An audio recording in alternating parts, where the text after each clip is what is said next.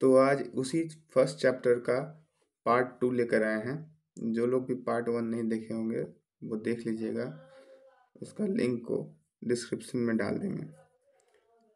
तो अभी देखा जाए कि इसमें आगे में क्या है। इसमें एक आगे क्रियाकलाप के बारे में उल्लेख किया जा रहा है। इस क्रियाकलाप को देखा जाए,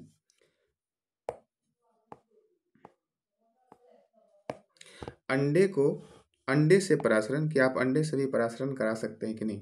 सबसे पहली बात कि अंडा परासरण करेगा, लेकिन कब?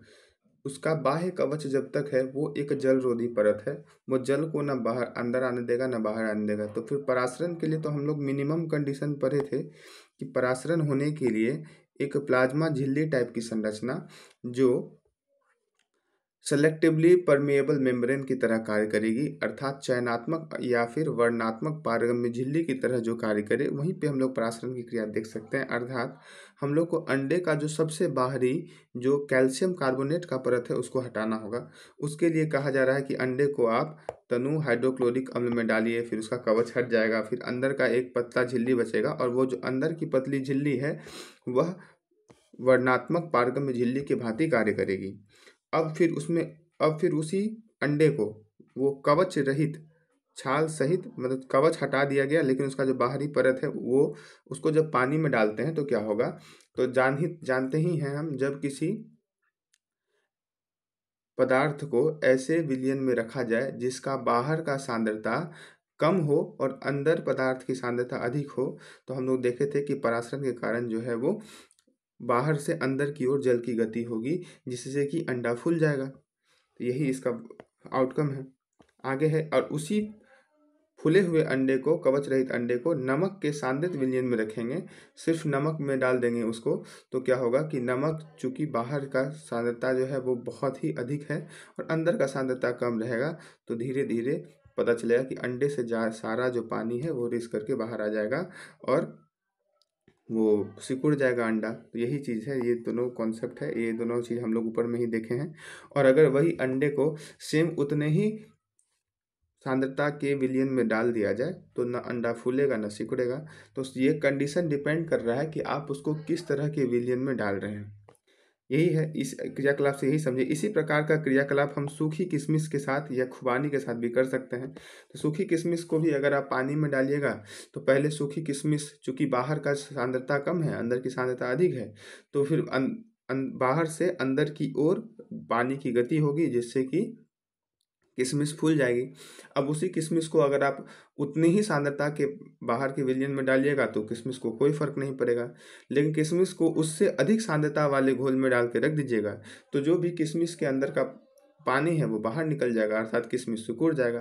कारण इसका, क्योंकि किशमिश का जो बाहरी कवच है, जो बाहरी परत है, वो एक वर्णात्मक पारगम्य झिल्ली की तरह कार्य करेगा।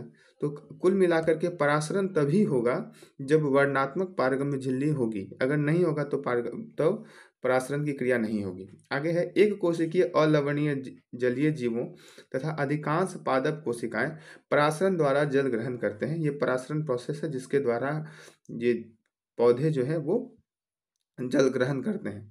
पौधे के मूल द्वारा जल का अवशोषण परासरण का ही एक उदाहरण है। तो आपसे सवाल पूछता है कि जल का जो अवशोषण होता है वह किसका उदाहरण है? परासरण का। इसी प्रकार कोशिका के जीवन में विसरण जल तथा गैसों के आदान प्रदान की प्रक्रिया में महत्वपूर्ण भूमिका निभाता है।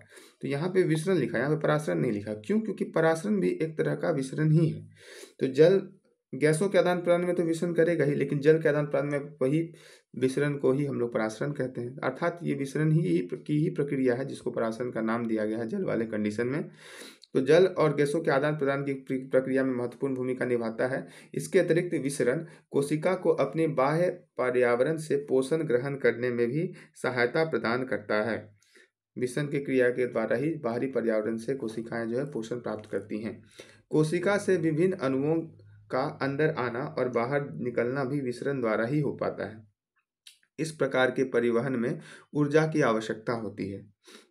अगर फिर से सुनिए क्या कह रहा है, कोशिका से विभिन्न अणुओं का अंदर आना और बाहर निकलना भी विसरण द्वारा ही होता है और परिवहन में ऊर्जा की आवश्यकता होगी ही, इसमें तो कोई संदेह नहीं है।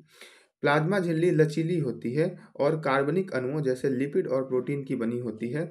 इनफैक्ट कहा जाए तो ये फॉस्फोलिपोप्रोटीन की बनी होती है, जिसमें प्रोटीन का 2 लेयर होता है और उसके बीच में लिपिड भरी रहती है। लिपिड अर्थात वसा, ये लिपिड को ही हम लोग वसा बोलते हैं।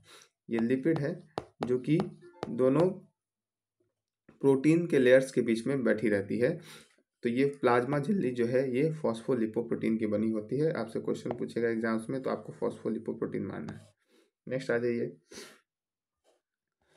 कह रहा है प्लाज्मा झिल्ली की रचना हम केवल इलेक्ट्रॉन सूक्ष्मदर्शी से ही देख पाते हैं, क्योंकि ये बहुत ही सूक्ष्म है और इलेक्ट्रॉन सूक्ष्मदर्शी से ही देख पाएंगे।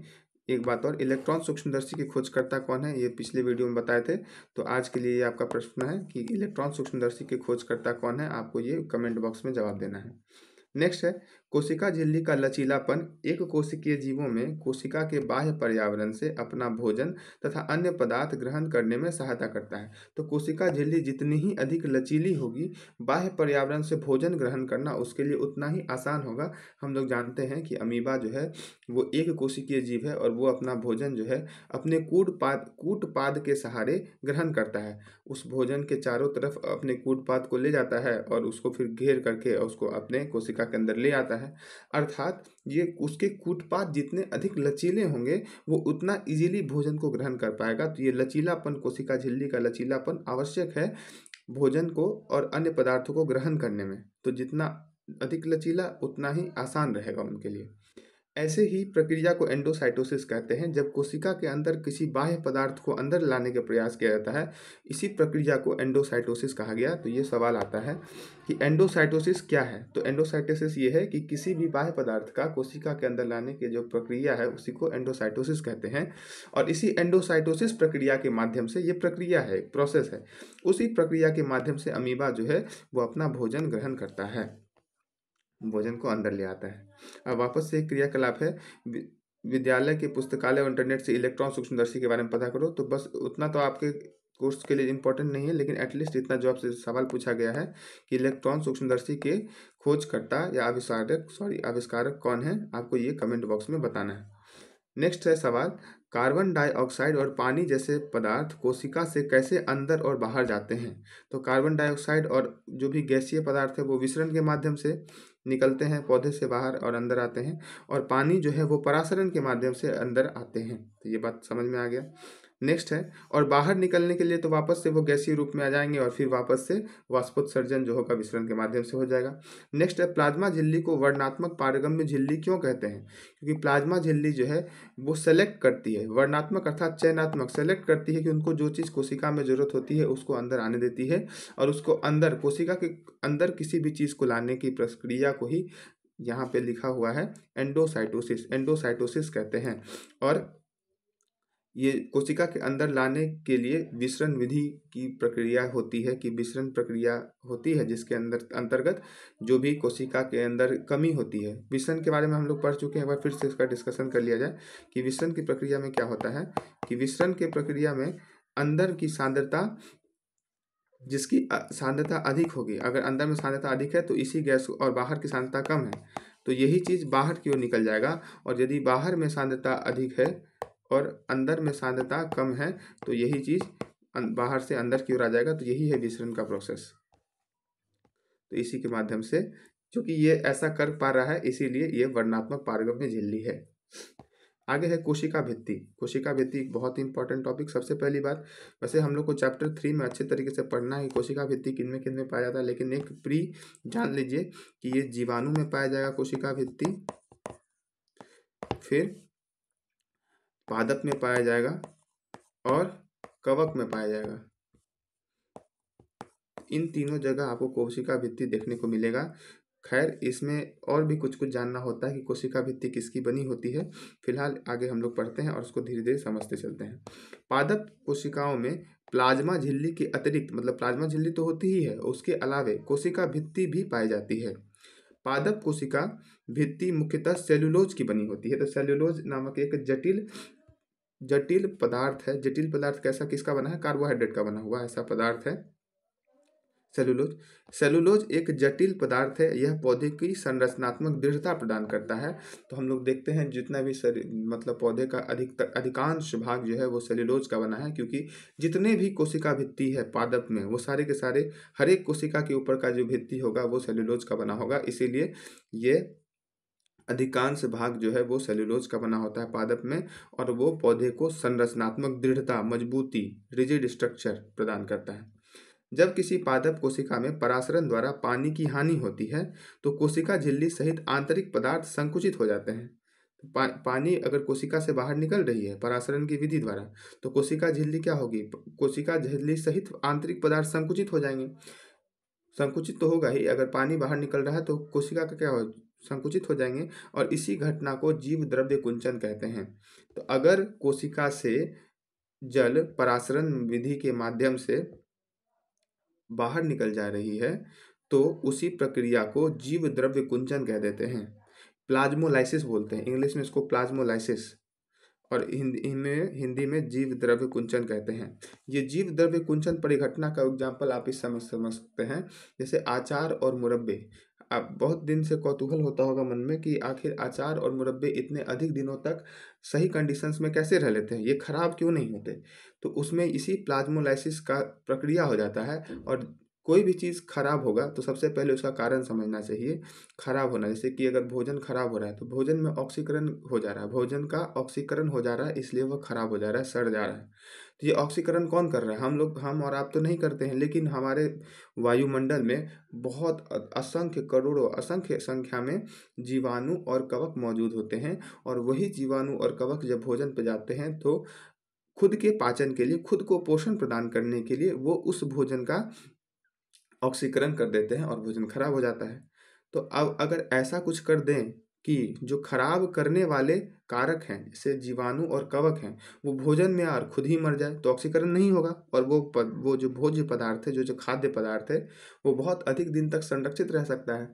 तो इसी के लिए एक प्रक्रिया लाया गया, जीव द्रव्य कुंचन प्रोसेस का हेल्प लिया गया, कि ऐसा कुछ कर देते हैं कि जो भी कोशिका यहाँ पे गिरे उसका जीव द्रव्य कुंचन हो जाए। तो जीव द्रव्य कुंचन कैसे हो सकता है, तो इसके लिए हम लोग 3 मेथड अभी जस्ट पढ़े हैं, कि जिसमें अगर बाह्य विलयन का सांद्रता आंतरिक विलयन के सांद्रता से अधिक हो जाता है तो फिर अंदर का जो द्रव है, जो जल है, वो बाहर की ओर आ जाता है, और जैसे ही जल निकल जाएगा तो जल की कमी से कोशिका का मृत्यु हो जाएगा, कोशिका मर जाएगी। तो इसी तरीके से जीवाणु और कवक जो है मर जाएगा। तो इसीलिए क्या होता है, जब कभी भी अचार बनाए जाएंगे या मुरब्बे बनाए जाएंगे तो उसमें बहुत अधिक मात्रा में नमक और चीनी वगैरह मिलाए जाते हैं, ताकि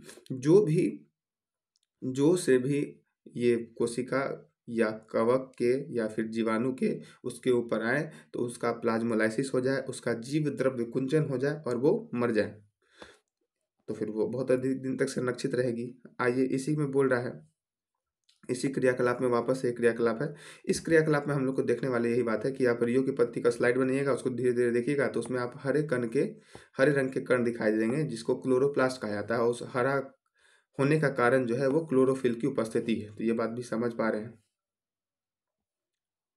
हाँ, यहाँ पे देख सकते हैं कि पादप और शैवाल में जो कोशिका भित्ति होती है वो बनी होती है सेल्यूलोज की।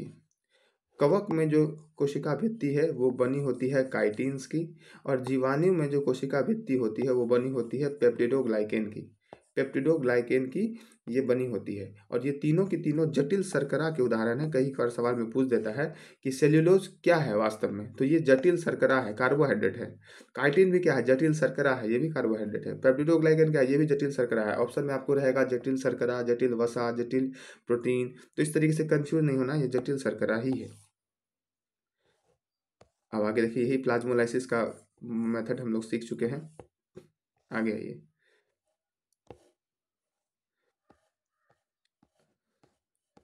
इसमें एक ये जो क्रियाकलाप है, अगर इस क्रियाकलाप को आप कीजिएगा तो अच्छे से समझ पाइएगा। बाकी इसका जो सारांश है वो मैं आपको समझा दे रहा हूँ, कि इसमें कह रहा है कि पत्तियों का स्लाइड कीजिए और वापस से जब वो पत्ती मर जाए, पत्ती को ऐसा इस तरीके से कीजिए कि पत्ती मर जाए, और उसको वापस से एक ऐसे उसमें रखा जाए, विलियन में रखा जाए, तो क्या वहाँ पे जीव द्रव्य कुंचन होगा?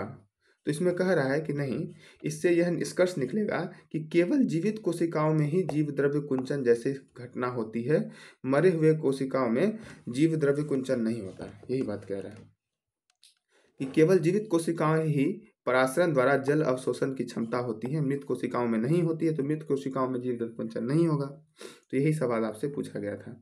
नेक्स्ट है कोशिका भित्ति पौधों, कवक और बैक्टीरिया की कोशिकाओं को अपेक्षाकृत कम तनु विलयन में बिना फटे बनाए रखती है। तो हम लोग देखें कि कोशिका भित्ति एक एक्स्ट्रा लेयर है। जब वो एक्स्ट्रा लेयर है तो जैसे ही हम उसे अपेक्षाकृत कम तनु विलयन में डालेंगे, यानी कि अल्प परासरण दाबी विलयन यानी कि हाइपोटोनिक सॉल्यूशन में जैसे ही कोशिका पौधों, कवक और बैक्टीरिया की कोशिका को डालेंगे, तो क्या होगा कि बाहर से जो बाहरी विलयन से जो जल है वो अंदर कोशिका के अंदर प्रवेश करेगा।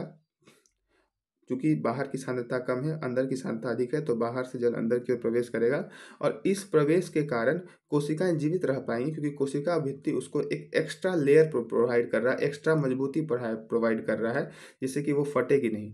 इस बात को इस तरीके से समझ सकते हैं, एक नॉर्मल गुब्बारा है, उसमें हवा फुलाइएगा, उसमें थोड़ा सा भी आप अगर एक्स्ट्रा पानी हवा फुलाइएगा तो वो फूटने लगता है। लेकिन अगर उसी के ऊपर आप सेलो टेप चिपका दीजिए या एक्स्ट्रा कोई भी लेयर बना दीजिए तो वो जल्दी नहीं फटेगा। तो वही बात है कि इसको बिना फटे बनाए रखने में ये कोशिका भित्ति इसकी मदद करती है। तो इसी सवाल को वो घुमा करके भी पूछ सकता है कि आखिरकार किसकी उपस्थिति के कारण पौधे, कवक और बैक्टीरिया की कोशिकाएं अपेक्षाकृत कम तलीय विलयन में भी बिना फटे जिंदा रह सकती है। तो उसका कारण है कि कोशिका भित्ति उनके पास है। ऐसे माध्यम से कोशिका परासरण विधि द्वारा पानी लेती है, कोशिका फूल जाती है और कोशिका भित्ति के ऊपर दबाव डालती है। कोशिका भित्ति भी फूली हुई कोशिका के प्रति समान रूप से दबाव डालती है। कोशिका भित्ति के कारण पादप कोशिकाएं परिवर्तनीय माध्यम को जंतु कोशिका की अपेक्षा आसानी से सहन कर सकती है। फिर नेक्स्ट है, तो ये सारा चीज हम लोग समझ चुके। तभी तक हम लोग एक चीज देख लिए हैं, वो है कोशिका झिल्ली या कोशिका भित्ति। कोशिका झिल्ली या नहीं, मतलब वो अलग है, कोशिका भित्ति अलग है। कोशिका झिल्ली भी देख ली और कोशिका भित्ति भी देख ली। अब हम लोग देख रहे हैं केंद्रक। आपको याद होगा कि हमने प्याज की झिल्ली की अस्थायी स्लाइड बनाई थी, मतलब प्याज का झिल्ली को देखे थे, उसमें पतला पतला रेसे ऐसे था। हमने इस झिल्ली पर आयोडीन की बूंदें डाली थी। यदि हम बिना आयोडीन की स्लाइड के देखें तो हम क्या देखेंगे? तो प्रयत्न करके देखो तो आपको क्लियरली समझ में नहीं आएगा। बिना आयोडीन, आयोडीन में क्या होता है कि उसका एक कलर दे देता है, और कलर दे देगा तो आप इजीली ढूंढ पाइएगा, बस यही और कुछ नहीं। जब हमने आयोडीन का घोल डाला तो प्रत्येक कोशिका समान रूप से रंगीन हो गई। कोशिका के विभिन्न भाग रासायनिक संगठन के आधार पर विभिन्न रंग से रंगे जाते हैं। अलग अलग जो भाग है, जैसे कोई एक उसका कोशिका झिल्ली या कोशिका भित्ति का स्थान होगा, फिर केंद्रक का स्थान होगा, बीच में लिक्विड होगा, लिक्विड में बहुत सारे सेल ऑर्गेनल्स होंगे, कोशिकांग होंगे, तो वो अलग अलग रंग से रंग जाएंगे, तो आपको ढूंढना इजी रहेगा। कुछ क्षेत्र अधिक गहरे रंग के प्रतीत होते हैं और कुछ कम कोशिकाओं को रंगने के लिए हम आयोडीन विलयन का अतिरिक्त सेफ्रानिन और मिथिलीन ब्लू का भी इस्तेमाल कर सकते हैं। तो जहाँ पे आप आयोडीन का इस्तेमाल कर रहे हैं उसकी जगह पे आप सेफ्रानिन का भी इस्तेमाल कर सकते हैं, मिथिलीन ब्लू का भी इस्तेमाल कर सकते हैं। तो इसका आप एक समझ लीजिए, बस ये आपका क्या है कि कोशिका को आपको चूंकि देखना अच्छे तरीके से, तो आप आयोडीन का भी प्रयोग कर सकते हैं, सेफ्रानिन का भी प्रयोग कर सकते हैं और मिथिलाइन ब्लू का भी इस्तेमाल कर सकते हैं। बस एक ये तीनों पदार्थ हैं जिससे आप कोशिका को देख के समझने में आसानी होगी। हमने प्याज की कोशिका को देखा है, आओ अब हम अपने शरीर से ली गई कोशिकाओं को देखें। प्याज को तो देख ही चुके हैं, और आप शरीर की कोशिकाओं को भी लीजिए। तो शरीर कोशिका के लिए क्या हमको शरीर को काटना छाटना पड़ेगा? नहीं, आप दांत के पास से खुरच के भी निकाल सकते हो, वो भी शरीर की ही कोशिका है। नाखून के पास से निकाल सकते हो, उसमें भी आपको शरीर की कोशिकाएं मिल जाएगी। तो ये सभी शरीर की कोशिका है। कांच की एक स्लाइड लो, उस पर एक बूंद पानी रखो, आइसक्रीम खाने वाले चम्मच से अपने गाल के अंदर की खाल को धीरे से खुरचो, हल्का सा खुरच लीजिए। क्या चम्मच पर कोई वस्तु चिपक गई है? सुई की सहायता से इसे स्लाइड पर एक समान रूप से फैला कर रखो। इसे रंगने के लिए एक बूंद मिथिलीन ब्लू का इस्तेमाल करो, इसके जगह पर आयोडीन का भी इस्तेमाल कर सकते थे या फिर सेफ्रानिन का भी इस्तेमाल कर सकते थे। सूक्ष्मदर्शी द्वारा अवलोकन के लिए स्लाइड तैयार है, इस पर कवर स्लिप रखना नहीं भूलिए। हम क्या देखते हैं, कोशिकाओं की आकृति कैसी है? इस आकृति को एक पेपर पर बनाइए। जैसा आपको आकृति मिलेगा, आप स्लाइड में देखिएगा, उसको पेपर पर बनाइए। क्या आप कोशिकाओं के मध्य में एक गहरे रंग अथवा गोलाकार अथवा अंडाकार डॉट की तरह देख संरचना देख रहे हैं? तो आपको याद होगा, वहां पे जाके देख सकते हैं। बुक बुक ले लीजिएगा, बुक बुक होना ही चाहिए, नहीं तो एक एप्लीकेशन है उसके उसमें जा कर के आप ऑफलाइन मतलब डाउनलोड करके देख सकते हैं, फिर आपको ऑफलाइन मन होगा तो प्रिंट आउट भी निकाल लीजिए, लेकिन बुक रहना चाहिए। बुक रहेगा तो आप अच्छे से समझ पाइएगा। तो अभी वापस जाके देख लीजिए, वहाँ पे एक डॉट टाइप से बना हुआ है, वही आपका केंद्रक है। इस संरचना को केंद्रक कहते हैं। क्या इसी प्रकार की संरचना प्याज की झिल्ली में भी थी? बिल्कुल, ये केंद्रक तो संरचना है ही है। आगे है, केंद्रक के चारों ओर दोहरे परत का एक स्तर होता है। स्तर मतलब जैसे कि उसको कोशिका में अलग बनाए। जैसे कोशिका है, कोशिका में एक सबसे बाहरी एक लेयर है जिसको हम लोग बोल दिए कोशिका झिल्ली, और अगर पादप और जीवाणु और कवक की कोशिकाएं हैं तो एक कोशिका भित्ति भी होगी।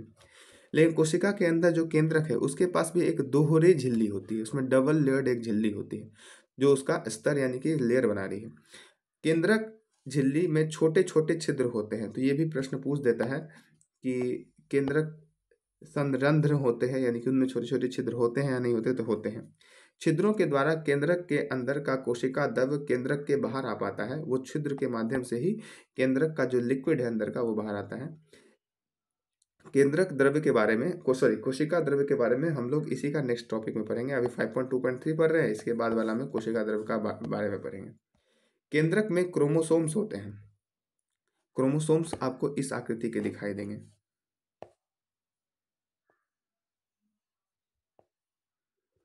इसी आकृति के आपको दिखाई देंगे क्रोमोसोम्स। तो ये क्रोमोसोम्स कब दिखाई देते हैं? पहली बात तो ये बात तो मन में क्लियर कीजिए कि क्रोमोसोम्स हमेशा नहीं दिखाई देंगे।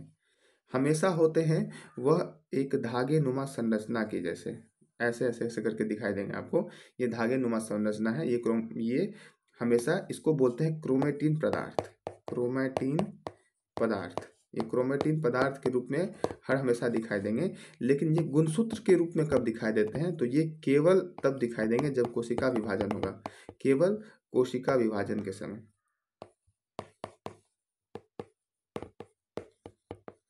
जब कोशिका विभाजन हो रहा होगा उस समय आपको यहाँ पे आपको दिखाई देंगे ये केंद्रक है, ये क्रोमोसोम्स है। और क्रोमोसोम्स का जो शीर्ष भाग है उसको बोलते हैं टेलोमियर, और जो ये केंद्र वाला भाग है इसको बोलते हैं सेंट्रोमियर। इसका नोट्स बना लीजिएगा। तो ये टेलोमियर है, ये सेंट्रोमियर है, इसको ध्यान से देखते रहना। कह रहा है केंद्रक में क्रोमोसोम्स होते हैं। तो आप ये बात समझ रहे हैं कि ये किस समय के केंद्रक की बात कर रहा है? ये उस समय के केंद्रक की बात कर रहा है जो कोशिका विभाजन के समय की है। उस जो कोशिका विभाजन के समय छड़ाकार दिखाई पड़ते हैं। क्रोमोसोम्स में अनुवांशिक गुणों की जो सूचना होती है वो माता पिता से डीएनए यानी कि डीऑक्सी राइबो न्यूक्लिक एसिड अणु के रूप में अगली संतति में जाते हैं। तो देखिए, क्रोमोसोम्स में अनुवांशिक गुण होते हैं, जैसे कि हम लोग जान रहे हैं।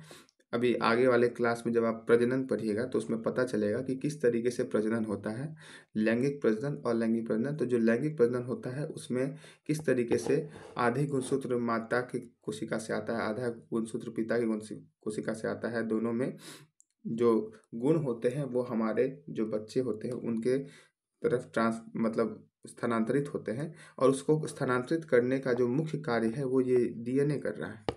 तो वही चीज़ कह रहा है कि वे माता पिता से डीएनए यानी कि डीऑक्सीराइबो न्यूक्लिक अणु के रूप में अगली संतति में जाते हैं। क्रोमोसोम्स डीएनए तथा प्रोटीन्स के बने होते हैं। तो यहाँ पे एक बात और, क्रोमोसोम्स जो बने होते हैं ये डीएनए और प्रोटीन के बने होते हैं। डीएनए तो नॉर्मल डीएनए है, ये हमारा अनुवांशिक पदार्थ है, इसको ध्यान रखिएगा, अनुवांशिक पदार्थ है ये। और ये जो प्रोटीन है ये प्रोटीन के रूप में हिस्टोन प्रोटीन होता है। हिस्टोन प्रोटीन,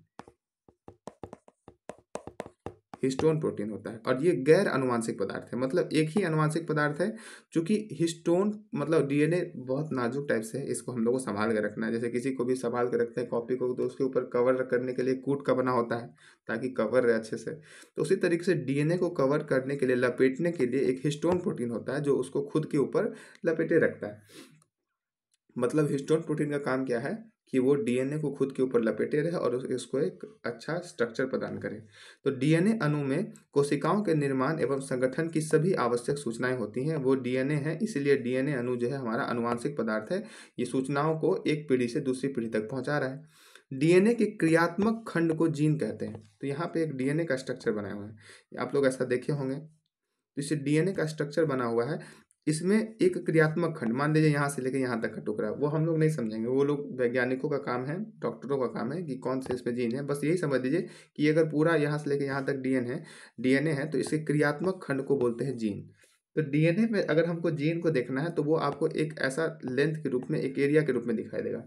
लेकिन जब यही बहुत संगठित हो जाएंगे, जब कोशिका विभाजन के समय में यही डीएनए बहुत संगठित हो जाएंगे और वो किस तरह का आकृति ले लेंगे, तो यहाँ पे अगर हमको जीन को देखना है तो वो एक डॉट के रूप में दिखाई देंगे। सपोज कीजिए यहाँ पे एक डॉट बना रहा हूँ, या ये डॉट बना रहा हूँ, या ये डॉट बना रहा हूँ, ये डॉट बना रहा हूँ, कहीं पे भी डॉट बना रहा हूँ, तो ये डॉट के रूप में दिखाई देंगे। तो ये पूछ सकता है आपसे कि क्रोमोसोम्स में या गुणसूत्र के अंदर अगर आपको जीन देखना है तो किस आकार में होंगे, तो डॉट आकार के होंगे, बिंदु आकार के होंगे।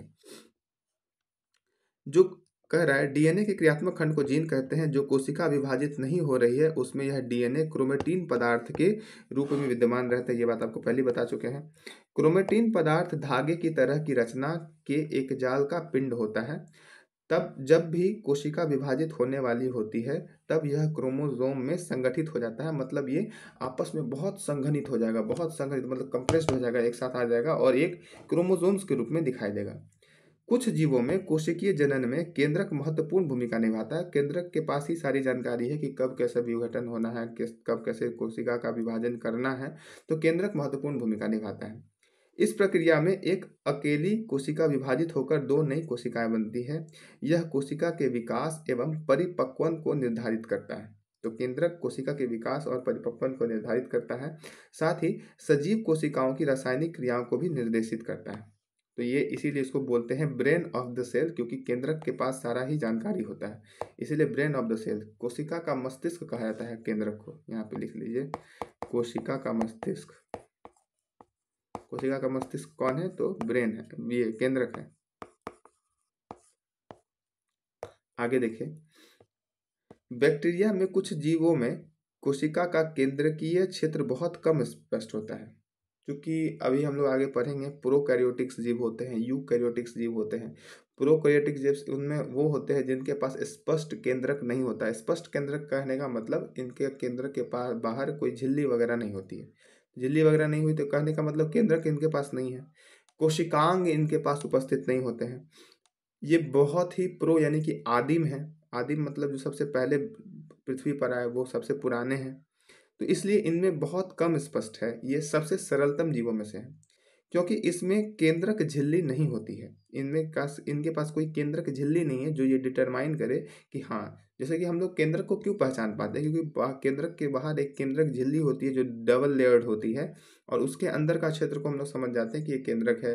केंद्रक के अंदर जो भी स्ट्रक्चर होगा वो फिर, लेकिन चूंकि इसमें एक केंद्रक को डिफाइन करने के लिए केंद्रक झिल्ली नहीं है तो हम लोग बोल देते हैं स्पष्ट केंद्रक नहीं है, या फिर बोल सकते हैं केंद्रक नहीं है। तो केंद्रक नहीं है तो उसका डीएनए पदार्थ उसमें कोशिका में ही बिखरा रहता है, कोशिका द्रव्य में ही आपको मिल जाएगा। आगे देखिए, कह रहा है ऐसे अस्पष्ट केंद्रक क्षेत्र जहाँ पे कोई स्पष्ट झिल्ली नहीं है उसमें केवल क्रोमेटिन पदार्थ होता है और ऐसे क्षेत्र को केंद्रक काय कहते हैं। तो आपसे ये पूछ देगा कि जीवाणु में डीएनए कहाँ उपस्थित होता है, तो आपको जवाब देना है केंद्रक काय में, क्योंकि वहां पर केंद्रक जैसा कोई चीज नहीं। ऐसे जीव जिसकी कोशिका में केंद्रक झिल्ली नहीं होती है उन्हें प्रोकैरियोटिक यानी कि प्रो का अर्थ होता है आदि यानी कि पूर्व, पहले का, पुराना, और कैरियोट का मतलब होता है केंद्रक। कैरियोट वर्ड जो है वो कैरियन से बना है, कैरियन का मतलब होता है केंद्रक। तो प्रोकैरियोटिक का मतलब जो पुराने हैं, पुराने मतलब जो सबसे पहले पृथ्वी पर आए थे, पृथ्वी पर आने वाले जीवों में ये पहले थे और ये सरलतम जीव में आते हैं, इसलिए इनका नाम प्रोकैरियोटिक पड़ गया। जिन जीवों की कोशिका में केंद्रक झिल्ली होती है उनको यूकैरियोटिक कहते हैं। तो यहाँ पे एक अंतर आप समझ चुके हैं कि प्रोकैरियोटिक और यूकैरियोटिक में बस इतना अंतर है कि जिनके पास स्पष्ट केंद्रक यानी कि केंद्रक झिल्ली से युक्त केंद्रक है वो यूकैरियोटिक है और जिनके पास नहीं है वो प्रोकैरियोटिक है। प्रोकैरियोटिक कोशिकाओं में और भी अन्य अधिकांश द्रव्य अंगक नहीं होते हैं। मतलब अभी हम लोग नेक्स्ट कोशिका द्रव्य पढ़ेंगे तो उसमें पढ़ेंगे सेल ऑर्गेनल्स यानी कि कोशिकांग। तो कोशिकांग उनके पास उपस्थित नहीं होते हैं प्रोकैरियोटिक कोशिका में। जो भी यूकैरियोटिक कोशिका में होंगे लेकिन प्रोकैरियोटिक कोशिका में नहीं होंगे। ऐसे अंगकों के अनेक कार्य भी कोशिका द्रव्य के असंगठित भागों द्वारा ही किए जाते हैं। जब हम लोग देखेंगे यूकैरियोटिक तो उसमें पता चलेगा कि अलग अलग कोशिकांग के अलग अलग कार्य हैं, इसीलिए अलग अलग कोशिकांग बने हुए हैं। हम लोग देखे भी थे कि कोशिकांग में कोशिका में श्रम विभाजन होता है, और श्रम विभाजन का तात्पर्य है कि उसके पास अलग अलग कार्यों को संपादन करने के लिए अलग अलग कोशिकांग होते हैं। चूंकि यहाँ पे कोई कोशिकांग है ही नहीं, तो कोशिका द्रव्य के असंगठित भाग यानी कोशिका द्रव्य ही सारा काम कर देता है इनका। प्रकाश संश्लेषी बैक्टीरिया। अब कुछ बैक्टीरिया ऐसे होते हैं, ये खैर थर्ड चैप्टर में हम लोग को पढ़ना है, बट यहाँ पे आप थोड़ा सा जान लीजिए कि जो प्रोकैरियोटिक जीव्स है उसमें से कुछ ऐसे होते हैं जो स्वपोषी होते हैं और कुछ ऐसे होते हैं जो परपोषी होते हैं। अब जो स्वपोषी हैं जीवाणु, उसमें भी दो क्राइटेरिया होता है। एक जीवाणु जो प्रकाश संश्लेषी है और एक है जो रसायन संश्लेषी है। तो यहाँ पे प्रकाश संश्लेषी जीवाणु की बात हो रही है। तो क्या आपसे पूछ देगा क्या सारे बैक्टीरिया प्रकाश संश्लेषी हैं? तो नहीं, गलत। सारे बैक्टीरिया प्रकाश संश्लेषी नहीं है, कुछ रसायन संश्लेषी भी हैं। तो फिर पूछ देगा क्या सारे बैक्टीरिया स्वपोषी हैं? तो नहीं, ये भी स्टेटमेंट गलत है। कुछ बैक्टीरिया या कुछ जीवाणु जो है वो परपोषी भी हैं। तो इस बात को ध्यान रखना है। ये बात आगे थर्ड चैप्टर जब हम लोग पढ़ेंगे विकास, उसमें आपको बहुत अच्छे से क्लियर होने वाला है। आगे देखिए, प्रकाश संश्लेषी बैक्टीरिया में क्लोरोफिल झिल्लीदार पुटिका यानी कि थैले की तरह की संरचना के साथ होता है, जबकि यूकैरियोटिक कोशिकाओं में क्लोरोफिल प्लास्टिड्स में होता है। तो यहाँ पे यूकैरियोटिक में जो क्लोरोफिल देखेंगे वो प्लास्टिड यानी कि लवक में होगा। लवक में, प्लास्टिड को हिंदी में लवक बोलते हैं। लवक भी दो तरह के होते हैं, मेनली दो ही तरह के होते हैं, क्रोमोप्लास्ट और ल्यूकोप्लास्ट। क्लोरोप्लास्ट क्रोमोप्लास्ट का ही एक भाग है, तो कुछ लोग इसको अलग से भी बोलते हैं, लेकिन एनसीईआरटी बोलता है कि लवक दो ही तरह के हैं, क्रोमोप्लास्ट और ल्यूकोप्लास्ट। ल्यूकोप्लास्ट जो सफ़ेद कलर का होता है, श्वेत या रंगहीन होता है, और ये जो क्लोरोफिल पाया जा रहा है ये यूकैरियोटिक कोशिकाओं में पाया जाएगा, क्लोरोप्लास्ट में। आगे देख सकते हैं ये स्ट्रक्चर बना हुआ है एक प्रोकैरियोटिक कोशिका का, जिसमें आप देख सकते हैं क्या क्या पाया जा रहा है। तो प्रोकैरियोटिक कोशिका में कोशिका काय पाया जाएगा। अच्छा, ये कोशिका काय जो यहाँ पे पाया जा रहा है जिसको आप देख सकते हैं, ये कोशिका काय में क्या होगा? डीएनए। यहाँ पे क्या होगा? डीएनए पाया जाएगा। इसमें एक प्लाज्मिड पाया जाता है, इसमें नहीं बना हुआ लेकिन इसको आप यहाँ पे लिख सकते हैं अलग से कि इसमें एक प्लाज्मिड पाया जाता है, प्लाज्मिड।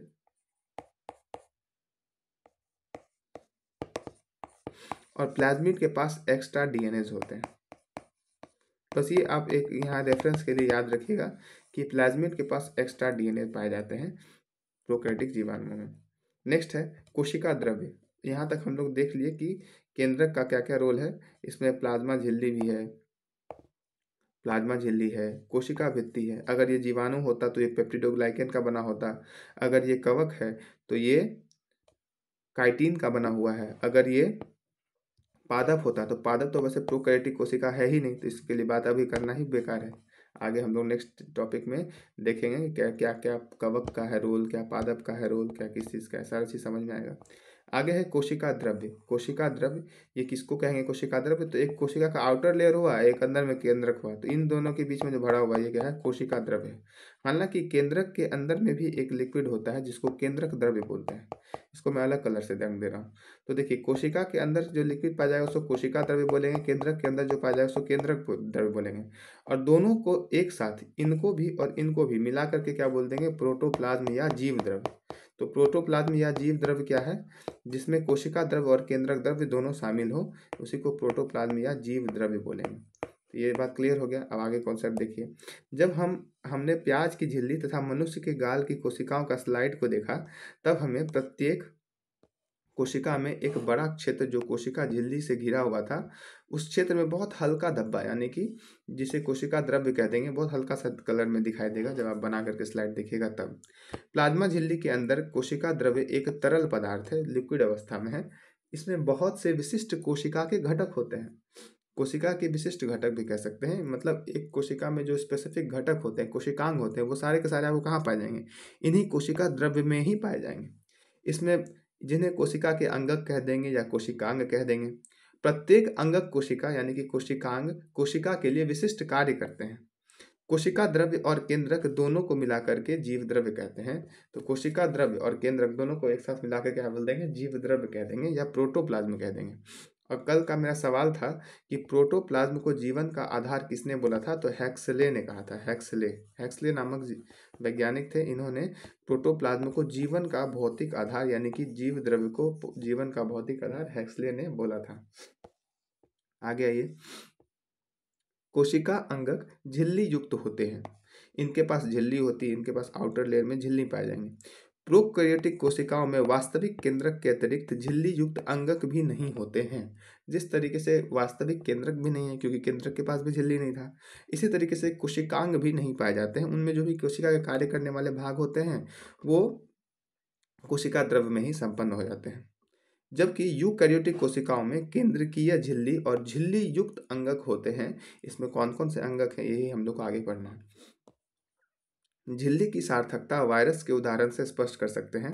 वायरस में किसी भी प्रकार की झिल्ली नहीं होती है, इसलिए जीवन के गुण तब तक लक्षित नहीं होते जब तक कि वह सजीव के शरीर के प्रविष्ट करके कोशिका की मशीनरी करके का उपयोग कर अपना बहुगुणन नहीं कर लेता है। अर्थात समझिए कि वायरस जब तक हवा में है, जब तक कहीं पे भी है पड़ा हुआ है, जब तक कि उसको कोई होस्ट नहीं मिल जाता तब तक वो मृत अवस्था में मिलता है। क्यों? क्योंकि इसके पास कोई भी झिल्ली नहीं है, वायरस के पास कोई भी झिल्ली नहीं है, इसलिए वो मृत अवस्था में पाया जाता है। बट जैसे ही वो किसी कोशिका में प्रवेश कर जाता है, किसी व्यक्ति को होस्ट बना लेता है, व्यक्ति मतलब किसी कोशिका को होस्ट बना लेगा, तब उसमें जीवन के गुण लक्षित होते हैं क्योंकि वो कोशिका के पास झिल्ली है। अब उसके पास उसका मशीनरी का इस्तेमाल करने के लिए, चूंकि कुछ विषाणु हैं, विषाणु के पास आरएनए और डीएनए दोनों ही तरह के अनुवांशिक पदार्थ हो सकते हैं। कुछ जो पुराने विषाणु होते हैं उनमें आरएनए अनुवांशिक पदार्थ के तौर पर होता है, और कुछ जो बाद के विषाणु हैं उनमें डीएनए भी अनुवांशिक पदार्थ के तौर पर मिलता है। इसलिए सवाल पूछेगा कि विषाणु में अनुवांशिक पदार्थ के रूप में क्या उपस्थित होता है, आपको आरएनए और डीएनए दोनों ही मानना है। क्या कह रहा है, तो ये चीज़ कहने वाला है कि ये चूंकि कोशिका में प्रवेश कर लेता है और इनके पास खुद का अनुवांशिक पदार्थ होता है, तो उससे ये कोशिका पे कमांड प्राप्त कर लेता है और कोशिका की मशीनरी का इस्तेमाल करता है। मतलब सपोज कीजिए कि एक मानव की किसी एक कोशिका में एक विषाणु प्रवेश कर गया, तो मानव की कोशिका का जो मशीनरी है, माइटोकॉन्ड्रिया है, चाहे लाइसोसोम है, चाहे एंडोप्लाज्मिक रेटिकुलम है, जो भी है, उन सब का अब वो अपनी तरीके से इस्तेमाल कर पाता है।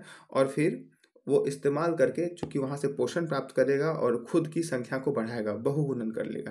तो एक विषाणु से दो, दो से चार, इस तरीके से अपना वृद्धि करता रहेगा, पोषण प्राप्त कर लेगा। तब तक वो जीवित लक्षण नहीं दिखाई देगा। मतलब कि जब तक वह विषाणु किसी जंतु या पादप या जीवाणु किसी के भी कोशिका में प्रवेश नहीं कर सकता, तब तक वो मृत अवस्था में रहता है, कहने का सीधा तात्पर्य है। अब एक सवाल है, इसको आप कर क्या आप निम्नलिखित तालिका में से दिए गए स्थान पर भर सकते हैं जिनमें कि प्रोकैरियोटिक और यूकैरियोटिक कोशिकाओं के बारे में अंतर स्पष्ट किया गया है। तो ये इसको देख के भरना है और आज का क्लास हमारा यहीं तक रहेगा। तो इसमें कुछ कुछ जानकारियां दी गई है जो कि बहुत जरूरी जानकारी है। कह रहा है प्रोकैरियोटिक्स जो जीव होते हैं, कोशिका होती है, उसका आकार 1 से लेकर 10 माइक्रोमीटर के बराबर होता है, और 1 माइक्रोमीटर का वैल्यू 10 के पावर -6 मीटर के बराबर होता है। तो ये जो माइक्रो लगा हुआ है, ये प्रीफिक्स जो लगा हुआ है, इसके इसके बहुत सारे प्रीफिक्स हो सकते हैं। Milli, centi, deci, deca, hecto, kilo, mega, giga, tera, peta, exa, ये सारा हम लोग को देखना है। ये सारा का आप स्क्रीनशॉट लेकर के रख लीजिए, जब भी हो इसके मदद से आप इस्तेमाल कर सकते हैं। अब ये हुआ बड़े होने में, देख रहे हैं धीरे धीरे बड़ा हो रहा है। 10 के पावर -3, 2 -1, फिर 10, 2, 3, 4, 3, 6, 9, 11, 12, 15, 18, ये सॉरी 12 12, 15, 18। तो ये सारा आपको बढ़ते क्रम में है, और यही घटते क्रम में देखा जाए तो मिली, माइक्रो, नैनो, पिको, फेम्टो, एटो। तो यहाँ पे माइक्रो जो देख रहे हैं 10 के पावर -6 मीटर, तो उसी के बारे में बोल रहा है कि ये म्यू मीटर यानी कि माइक्रोमीटर है। एक और होता है इसमें एंगस्ट्रॉम, भी ध्यान रखना है। एंगस्ट्रॉम, एंगस्ट्रॉम को ऐसे लिखते हैं A⁻0, बस जो कि हम लोग को केमिस्ट्री में इस्तेमाल में आएगा। इसका वैल्यू होता है 10 के पावर -10, 10 के पावर -10 मीटर। तो यहाँ पे देख लीजिए इसका आकार बहुत छोटा है, 10 के पावर -6, यानी कि 1 मीटर का के बट्टे उसको अगर 10 के पावर 6 भाग में बांटिएगा तब जो मिलेगा उतना आकार होता है एक प्रोकैरियोटिक कोशिका का। जबकि यूकैरियोटिक कोशिका का आकार सामान्यतः इससे बड़ा होता है, 5 से लेकर 100 माइक्रोमीटर तक के आकार का होता है। फिर केंद्रक क्षेत्र, तो इसमें केंद्रकीय क्षेत्र प्रोकैरियोटिक कोशिका में नहीं होता क्योंकि केंद्र के पास कोई झिल्ली नहीं है। तो इसके जो डीएनए यानी कि अनुवांशिक पदार्थ है, यूं ही केंद्रकाय में पाए जाते हैं, इसलिए यहाँ पे केंद्रकाय होगा। जबकि यूकैरियोटिक कोशिका में केंद्रकीय क्षेत्र सुस्पष्ट होते हैं, जो चारों ओर से केंद्रकीय झिल्ली से घिरे रहते हैं। इसमें क्रोमोसोम हमेशा एक होते हैं। प्रोकैरियोटिक में हमेशा एक ही क्रोमोसोम्स पाए जाएंगे, जबकि यूकैरियोटिक में एक से अधिक ही क्रोमोसोम पाए जाएंगे, 2, 4, 6 जो भी होगा जोड़ा में ही होगा। तो ये आप जान रहे हैं कि कितने क्रोमोसोम्स होंगे, तो हमेशा एक से अधिक होंगे। नेक्स्ट है कि झिल्ली युक्त कोशिका अंगक अनुपस्थित होते हैं प्रोकैरियोटिक कोशिका में। इनमें कोई भी ऐसी कोशिकांग नहीं पाए जाते जिनमें झिल्ली हो। और यूकैरियोटिक कोशिका में झिल्ली युक्त कोशिकांग पाए जाते हैं, बहुत सारे पाए जाते हैं। माइटोकॉन्ड्रिया हो गया, प्लास्टिड्स हो गया, बहुत सारे हैं। अभी सारे को हम लोग आगे नेक्स्ट में पढ़ना ही है। तो आज के लिए यहीं तक। अब नेक्स्ट टॉपिक में हम लोग देखेंगे कि कौन कौन से कोशिका अंगक हैं और उनका क्या क्या कार्य है। सभी कोशिकांग के अलग अलग कार्यों को भी समझेंगे, तो वो नेक्स्ट टॉपिक में देखा जाएगा। तब तक के लिए धन्यवाद। और जो भी इससे पहले वाला वीडियो नहीं देखे होंगे देख लीजिएगा, और आज एक सवाल जो किया गया है उसका जवाब भी कमेंट बॉक्स में आप लोग दे दीजिएगा।